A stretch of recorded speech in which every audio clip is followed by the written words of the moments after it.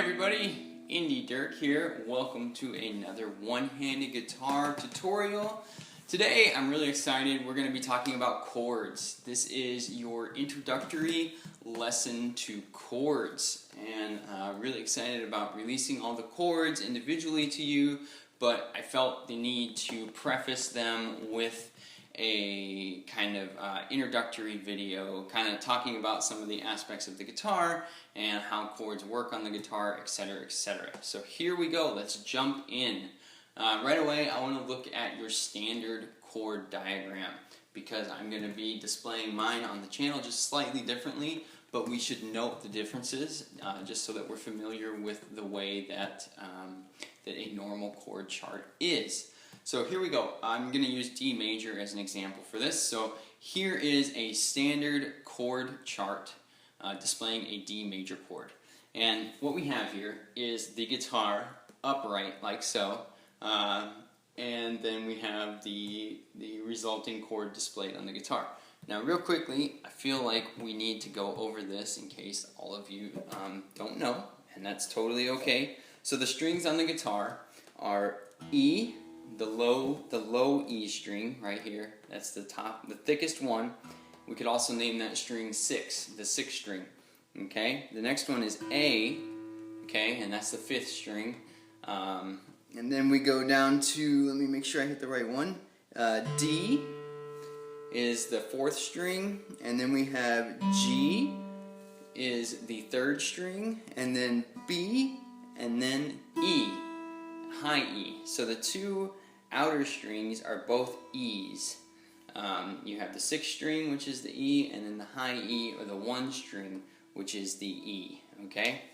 So I want you to note that because when we look at a standard chord diagram, we need to be aware that you see the D is on the, let's see, if you're looking at it, it's going to be on your right side of the chord chart, and that indicates that it's placed more on the higher strings, or the 1, 2, 3, and 4 strings. The D does not actually utilize the 5 and 6 string.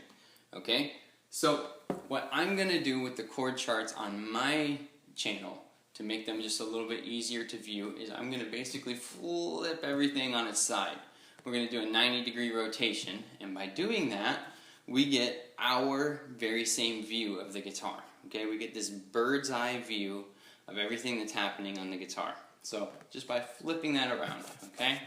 Now a standard two-handed player doesn't get that because they are holding the guitar like so, like I just did for the strings example, and everything's kind of different for them. It's out here, okay?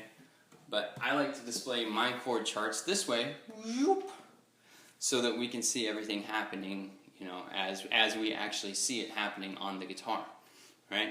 So with that, let's go ahead and take a look at how this transposes. We still have the E, the A, the D, the G, the B, and the high E strings, right?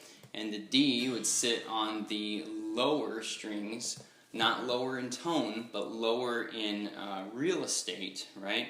Because it's closer to my body, I perceive that as lower, and then higher would be further out and away from me. So that would be where your D sits. Alright?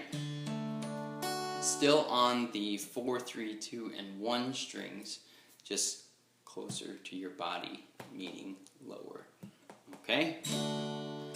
So that is how we're going to display the chords on this channel. And also what I'm going to give you guys is the fingers that I use to fret these chords, okay? So like it'll look something like this for the D, and again we'll hop into that later. But I just want to note here that I have tried and tested, and yeah, blood, sweat, and tears went through how to finger these chords, how to fret them properly so that I could get the best transitions to the next chord. Okay, and in 99% of situations that you run into, you're going to want to learn how to fret these chords in this fashion. Okay, and that's because in 99% of situations, they transition very easily into the chord that's coming next. With that said, yeah, welcome to Chords. I look forward to sharing D major in depth with you, and then we're going to be going through the rest of the major chords. But what I want to do is give you D major, and then we're going to learn A and then G. And with those three chords, you'll be able to play some songs, which I'm really looking forward to diving into a few songs with you guys. So, yeah, we'll really be able to rock on at that point. Until then, though, enjoy, rock on, practice, practice, practice, and we'll see you in the next one. Thanks.